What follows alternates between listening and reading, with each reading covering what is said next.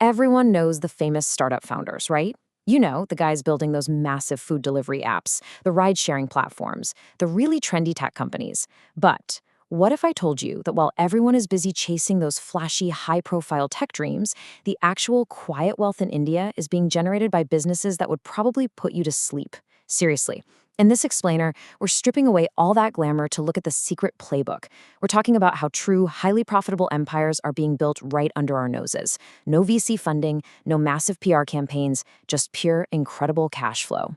So let me just ask you this. Have you ever heard the names Amit Acharya, Mohit Tandon, or Banu Chopra? Probably not. But I bet you know all the founders of the big tech and food delivery apps, right? Well, here's the fascinating part. These unknown founders, they built companies like Zetwork, Delivery, and Inframarket. They're first-generation startup founders, and they're literally billionaires. But you never hear about them. And why is that? It's simply because their businesses just aren't considered sexy. They aren't constantly in the limelight. Yet, they're out there printing money, while a lot of those famous tech startups are burning through investor cash and running at massive losses.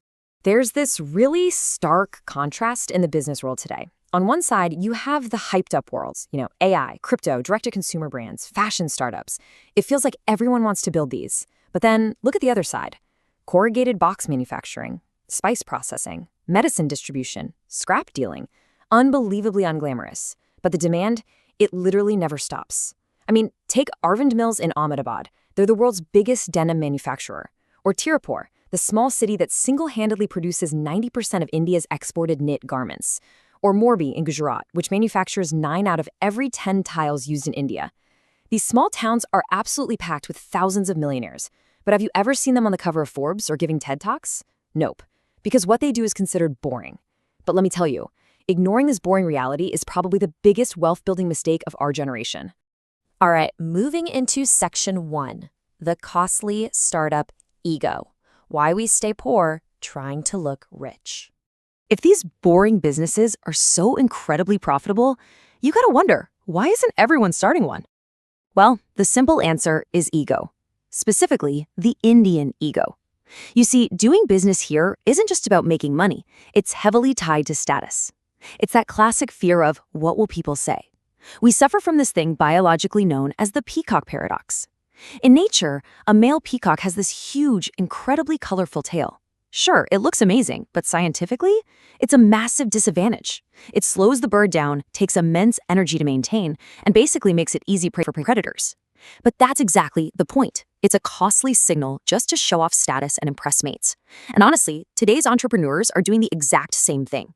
Fancy offices? That's a peacock tail. Flashy startup jargon? Peacock tail. Posting daily motivational quotes on LinkedIn? It's just a costly signal.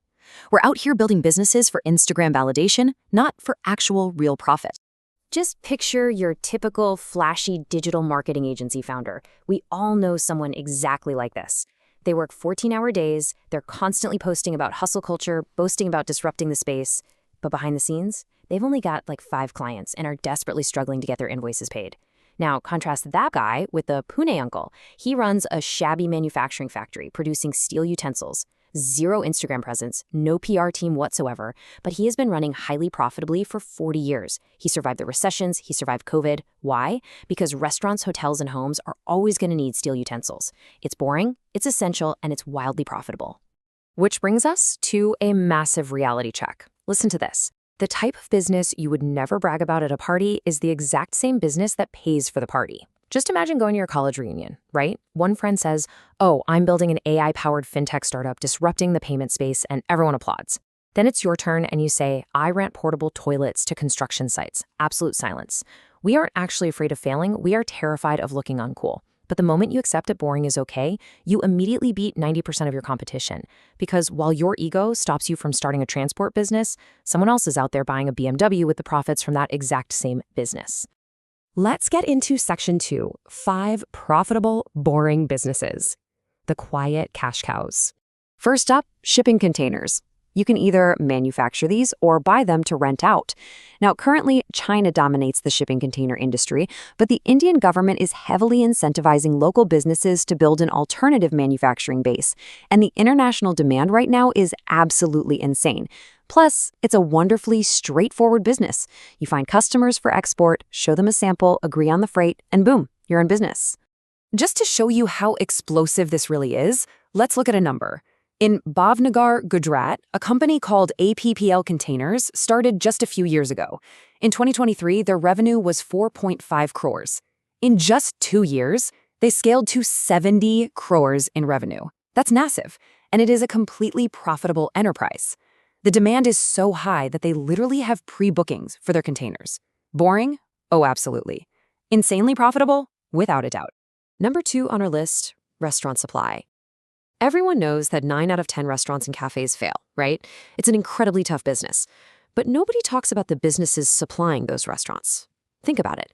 Cafes need daily fruits, vegetables, peeled garlic, sauces, spices, and they outsource almost all of this. Take a brand like Viva, for example. They started purely by supplying sauces and oregano to restaurants before blowing up into a massive consumer brand. Or look at Zomato. Their main food delivery app has burned investor cash and run at a loss for years. But they have a lesser-known company called Hyperpure that supplies ingredients directly to restaurants, and that business was profitable from day one. The best part? If one restaurant goes out of business, you just start supplying the next one that opens in its place. Moving on to number 3, event rentals. Think weddings, corporate events, birthday parties, college festivals, and this totally booming concert scene we have now. Events in India literally never stop. And people constantly need to rent chairs, tents, sound systems, LED screens, stage lighting, generators. You can even rent out human resources like event volunteers. The secret sauce here is that you don't even need to conquer the internet. You just need to build a local monopoly. Your competition is really just the 5 to 10 other guys in your specific area. So if you offer cleaner equipment, slightly better service, and get some good Google reviews, you can completely dominate your local market. All right, number 4, vending machines. Now, this is a next-level automated business that's really booming as the market matures. You basically place automated machines selling beverages and packaged foods in malls, airports, metros, or exhibition centers. And then, you literally just collect the cash in the evening and restock the machine. There are no employees to manage, and the real estate rent is minimal because it only takes up the footprint of an ATM. To give you an idea of the scale here, an unknown startup called Dalchini recently raised 32 crores in funding just to expand their vending machine operations. There are hundreds of unknown companies quietly crushing it in this space right now. And number 5, contract staffing. Okay, this might actually be the most boring one of all, but it is incredibly scalable. Corporates constantly need bulk hiring for extra work or peak seasons, whether it's in IT, malls, hospitals, hotels, sales, or housekeeping. They do not want these temporary workers on their permanent payroll, and they definitely don't want the headache of managing them individually. And that's exactly where you come in. You act as the middleman who hires, trains, and manages these temporary staff members. And the kicker? You have almost zero real estate costs because your staff is working at the client's office. Let's quickly break down the cash flow on this. For every worker, you might charge the corporate client somewhere between 25,000 rupees to 40,000 rupees a month. But you pay the actual worker 20,000 rupees to 30,000 rupees. That leaves you with a very lucrative margin of at least 25%, simply for managing the contract. You can start this with literally zero investment.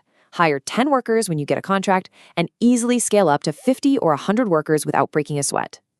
Now for Section 3, the boring business playbook. 5 rules for success. Rule number 1, it cannot be replaced by AI. Look, ChatGPT can replace a copywriter, but it definitely can't deliver a physical shipping container. You want a business where technology makes you more efficient, not obsolete. Rule 2, it must solve a repeat problem.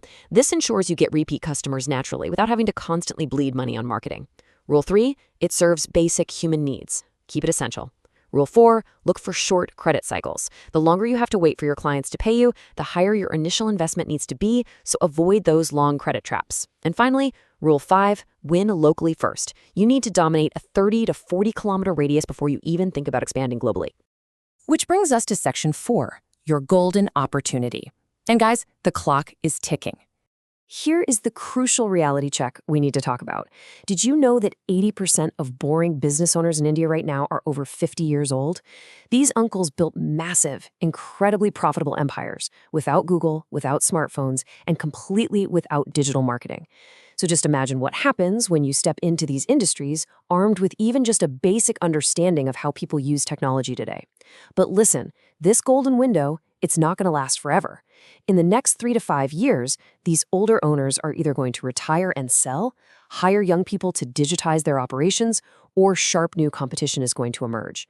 Right now, as we speak, you have an unprecedented 3 to 5 year window to enter these unglamorous industries and completely dominate them using just basic digital efficiency. Look, at the end of the day, boring businesses don't mean a boring life. You can use the stable cash flow from these completely unsexy ventures to fund your passions, your YouTube channel, or whatever flashy lifestyle you actually desire. The real question is, are you ready to drop the ego and start building real wealth? If this expander shifted your perspective even a little bit, be sure to subscribe to ThinkWings for more brilliant business insights. Also, make sure you check out the description below for a bonus list of 10 more boring businesses making millionaires. It's time to stop worrying about looking cool and start focusing on being profitable. So what unglamorous problem are you going to solve today?